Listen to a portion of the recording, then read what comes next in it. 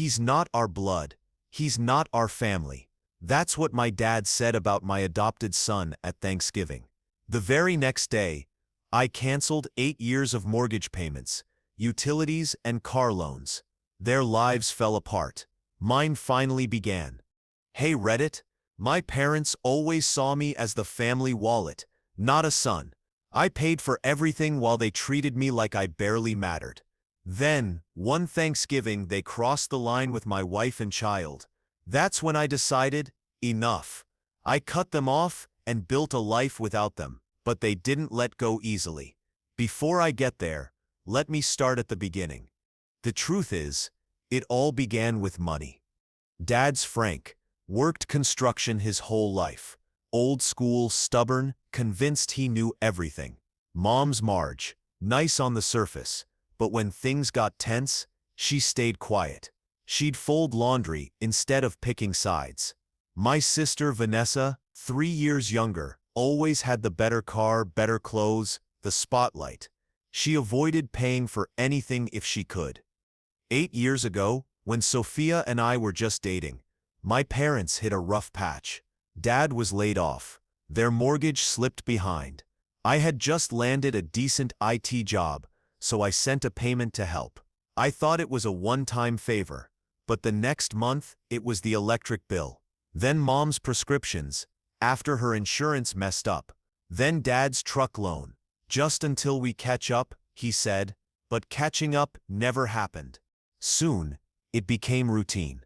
$1,200 for their mortgage, $350 for utilities. Always short. $400 for Dad's truck. I covered the family phone plan because Dad couldn't qualify, and even Vanessa's car insurance while she was in college. I kept a spreadsheet because the numbers were out of control. By the time Sophia and I married, I was sending out over $3,000 a month every single month for their bills.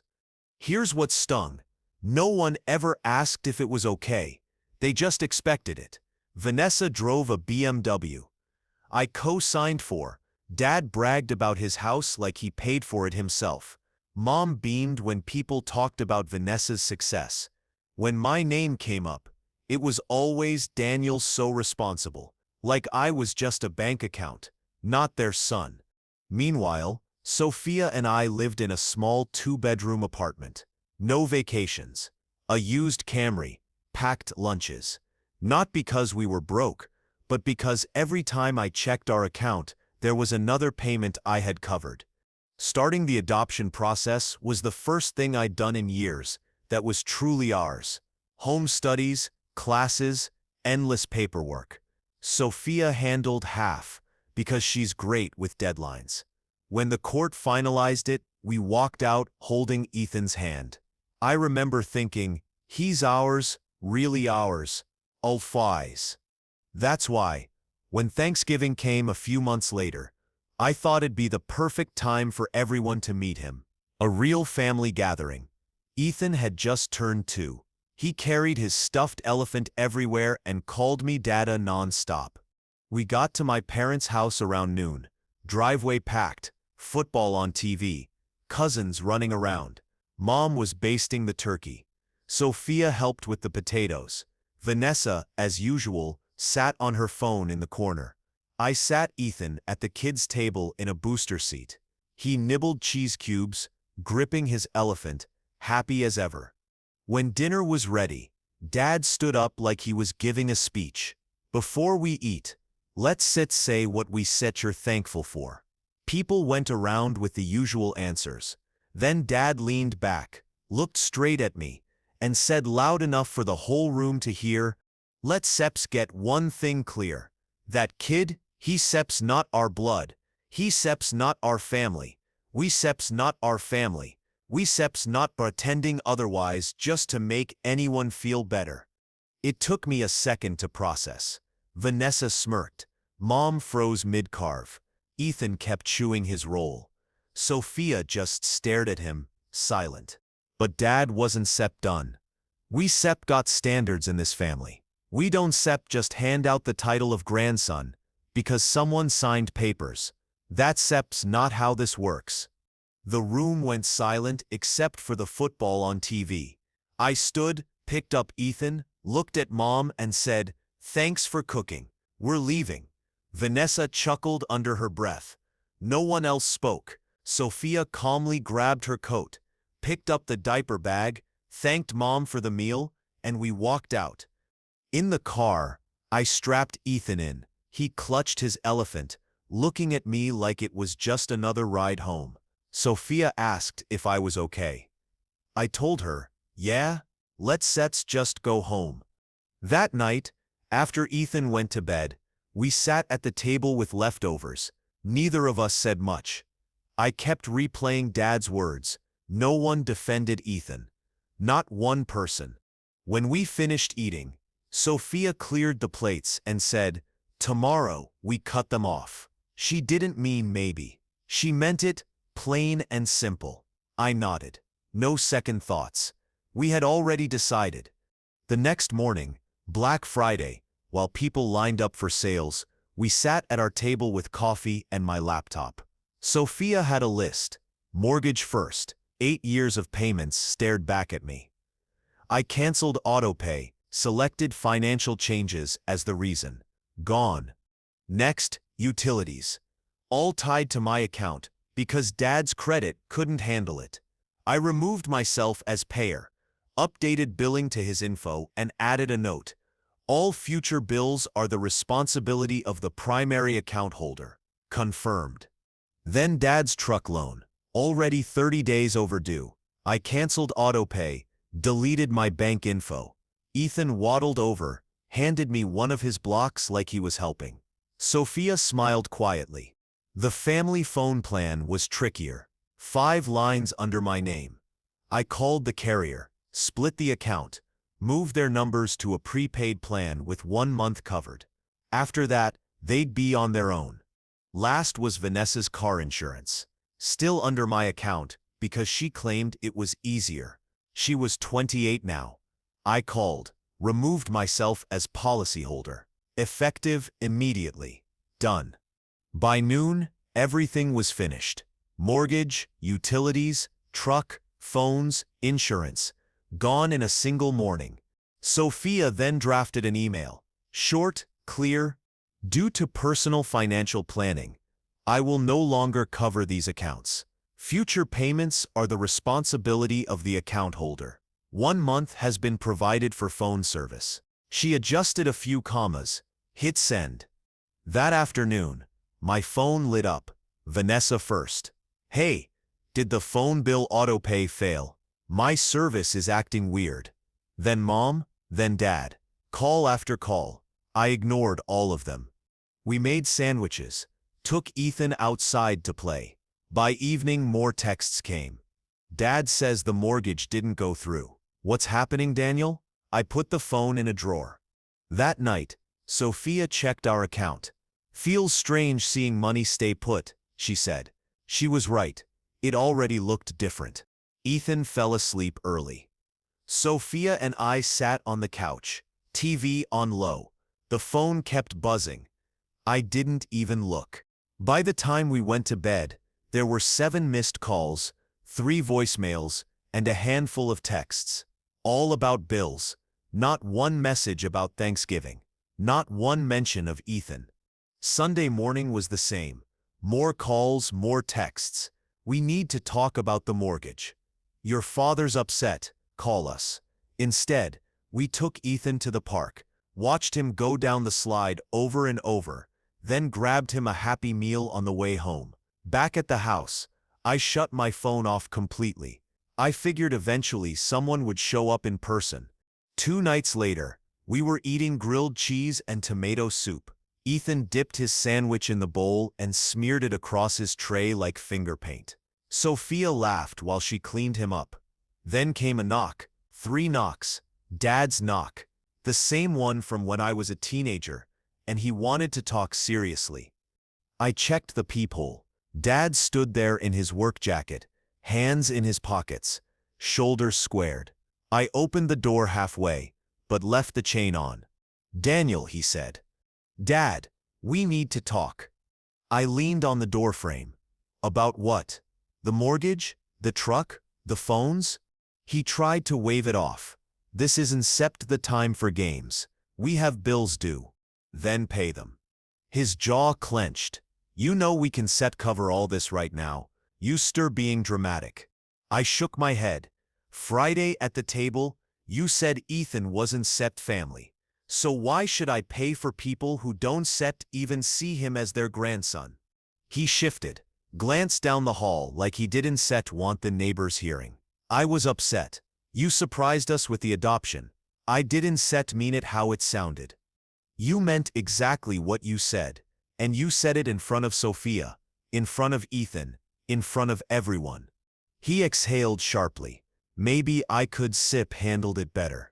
But you can sip just pull everything overnight. We sip lose the house. That sip's not my problem anymore. I spent 8 years paying while you acted like it was your money. That ended Friday. He stared at me. So that sips it. After everything I sip done for you? I laughed once. Everything you sip done for me? You took my money every month without a thank you. You let Vanessa brag about her condo and car while I helped pay for them? You sat there and said my son wasn't sipped real family. And now you want my help. His mouth opened, then closed again. I shook my head. No more bills, no more transfers. If you want to talk about being Ethan Sepp's grandfather, you know where to find me. But money? That conversation Sepp's over. He straightened, face hard. You stip making a mistake. I closed the door until the chain caught. No, I fixed one. For a second, he didn't move. Then his footsteps faded down the hall. Sophia came out with a dish rag. He gone? Yeah. What did he say? Bills. House. Same as the voicemails. Anything about Ethan? I shook my head. Ethan waddled out holding his stuffed elephant. Sophia scooped him up, kissed his head, and carried him back to bed. I sat on the couch, turned over my phone. 2 texts from Vanessa. Dad says you won't help. What's wrong with you? You're ruining everything. I powered it off and set it down. They still didn't get it. By Wednesday, the calls slowed, but nothing was resolved. The mortgage was officially past due.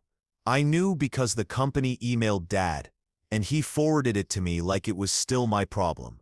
By Friday, my cousin Ryan texted, "Hey, is everything okay? Your dad told Aunt Linda the bank's been calling." I replied, "Everything's fine here. They'll figure it out." He didn't push. He never does. The next Monday, Vanessa had a wedding venue walkthrough at some upscale spot with tall windows and white walls for Instagram photos. She posted it like everything was perfect. An hour later, she texted, "They just took Dad's truck in the parking lot." Ryan filled me in later. A tow truck showed up while Dad was leaning on the hood, talking to Vanessa's fiancé. The driver had paperwork, hooked it, and drove off in minutes.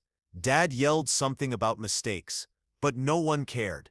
The payment had already been over 30 days late before I canceled, and with this deadline, it pushed past 60. The lender didn't wait. Vanessa called me right after. Sophia saw the phone light up while she was chopping vegetables. "You going to answer?" she asked. "Nope," she nodded. She already knew. 2 weeks later, utilities got cut. First power, then gas. It was mid-December. Dad had forwarded me the 10-day shut-off notice, and they followed through. Vanessa texted again. "Mom and Dad are staying with me. You can't just leave them without heat. You're being cruel." I ignored it. Ryan called the next day. "Your mom told mine you guys had a fight. They sep at Vanessa Sepp's place now. She says it's Sepp's temporary." "Yeah," I said. "Temporary? Sure." He hesitated. "They Sepper telling people you snapped after Thanksgiving, that you Sepper punishing them?" I laughed once. They can tell it however they want. The family group chat lit up for the first time in years. We need to come together, not tear apart. Back and forth, like I wasn't even in the room. At one point, Vanessa wrote, "He's ruining my wedding over Thanksgiving drama." Nobody mentioned what Dad actually said at the table. Not once. By the third week, Vanessa called while I was feeding Ethan lunch. He was smashing peas when she launched in. "This has gone far enough. Dad Sip's truck is gone. The power Sip's off. The mortgage company won Sip stop calling. And now they Sip are on my couch. Do you even care what you Sip's truck doing?" I kept calm. "They told my son he wasn't Sept real family, Vanessa. In front of you. Remember that?" Dad was upset. "You still really going to destroy everyone Sit's lives over one bad night?" "Not my life, yours." She huffed. "You Sep's selfish. You Sep's always been selfish. You think you Sep's better because you saved some money. Congrats, you Sep's artless." Ethan laughed, dropping his spoon. I hung up. By early January, Ryan called again. "Just so you know, the house is going on the market. Sing Sep's already up. Your dad told my mom it's Sep's the only way to avoid losing it completely."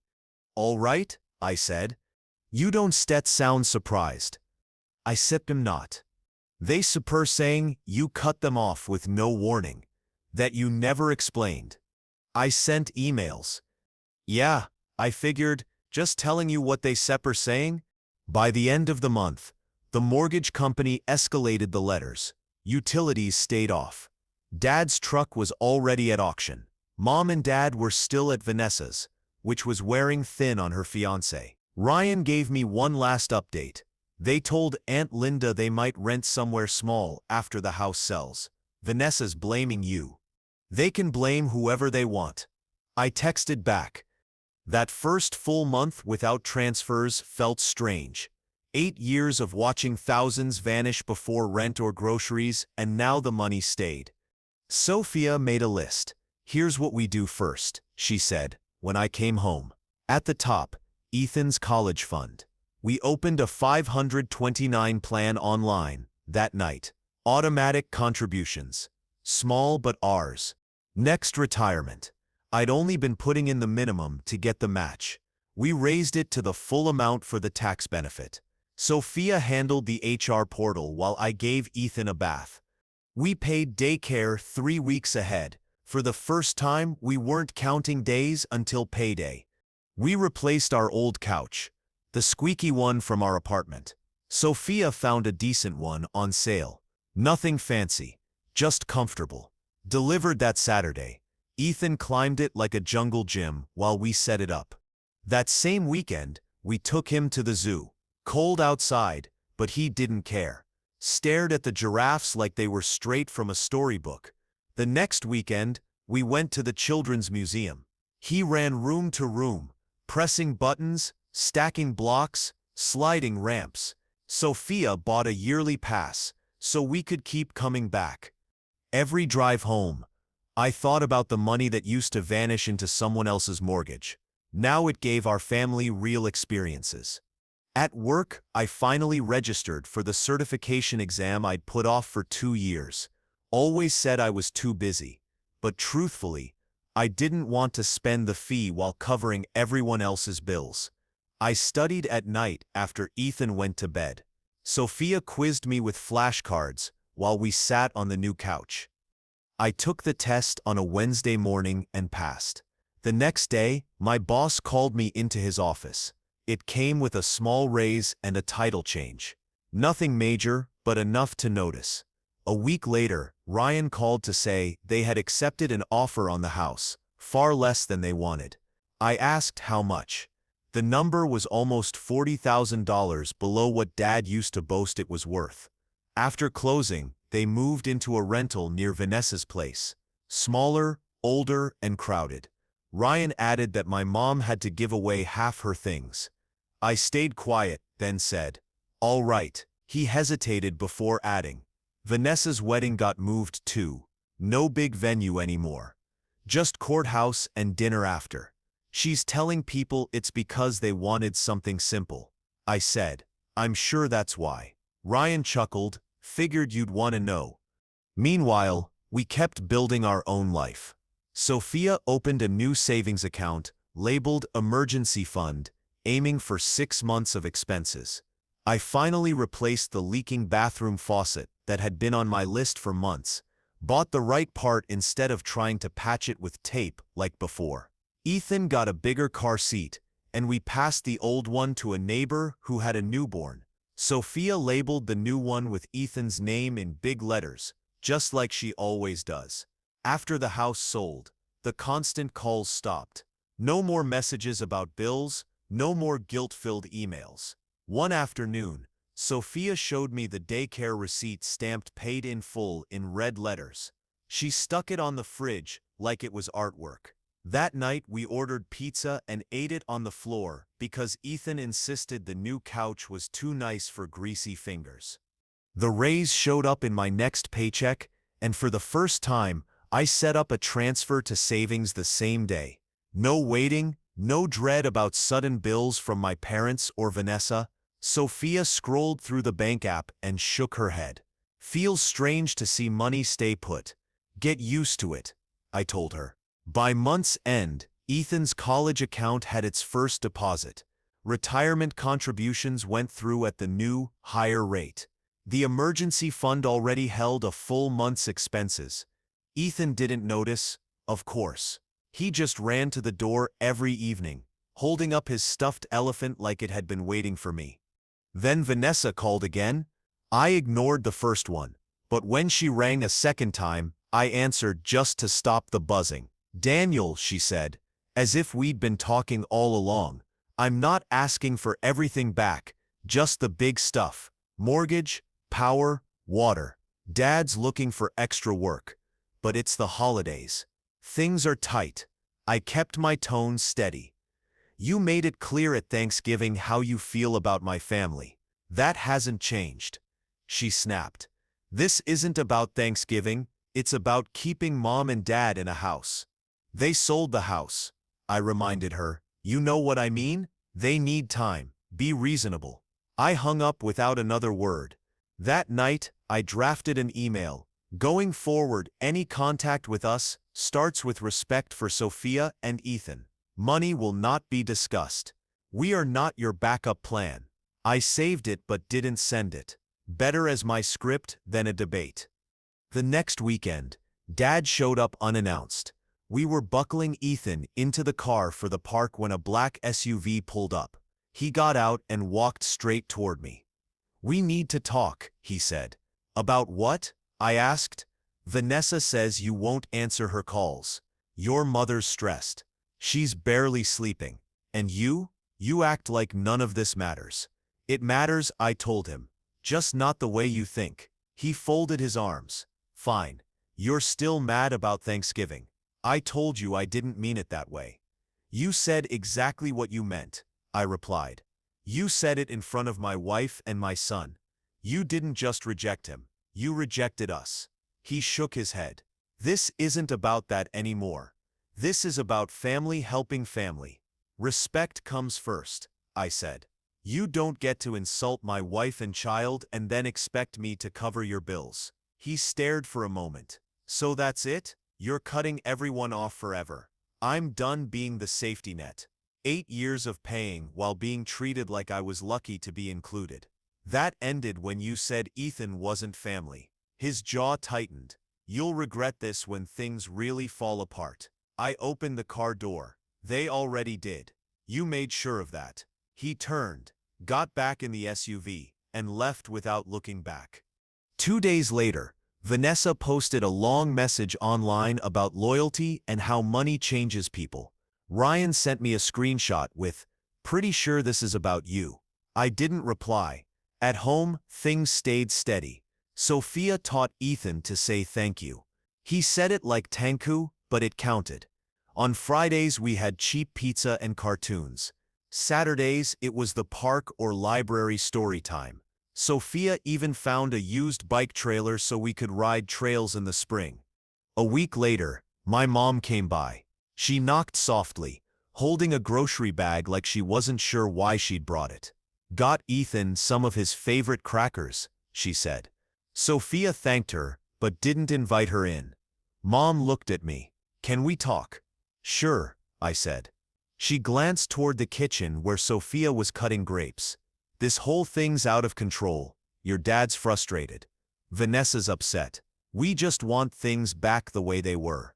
I kept my hands in my pockets. Back the way they were means me paying for everything while being treated like we don't matter. That's not fair, she said. It's exactly fair, I replied. You were there at Thanksgiving. You didn't say a word. She lowered her eyes. I didn't know what to say. Respect first, I told her. Or there's nothing to discuss. She left quietly. For the first time in months, I felt like we were finally setting the rules. 1 year later, Thanksgiving looked entirely different. We had moved into a small 3-bedroom house in April. Not big, but compared to our apartment, it felt like a castle. A fenced yard for Ethan, a garage for Sophia's car and my tools, and a kitchen with counter space. By fall, it felt like home. Ethan's toy trucks lined up by the door, Sophia's herbs on the sill, family photos on the walls, and a solid dining table that didn't wobble. Sophia planned Friendsgiving in October, inviting families from Ethan's daycare, Ryan and a couple of people I worked with. She wanted a real holiday without tension. The day started early. The turkey went in before breakfast. Ethan carried napkins to the table one by one, running around with his stuffed elephant like a co-pilot. Ryan arrived first with green beans and rolls. Place looks good, he said. Later, the house filled with kids, laughter, and food. Mac and cheese, sweet potatoes, turkey pie. No arguments, no tension. Just a full table and people enjoying the day. Halfway through dessert, my phone buzzed. It was a text from Dad. We should talk. Nothing else. Sophia saw it too. You going to answer? She asked. I typed back. If it's about family and real respect for Sophia and Ethan, we can talk. If it's about money, don't call. I set the phone down. It didn't buzz again. That night, as the house quieted and Ethan slept with his stuffed elephant under his arm, Sophia asked if it felt strange not having them there. No, I said. Feels right.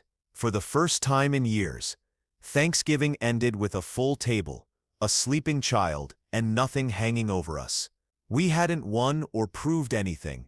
We had simply built a life that didn't need their approval, and that was enough.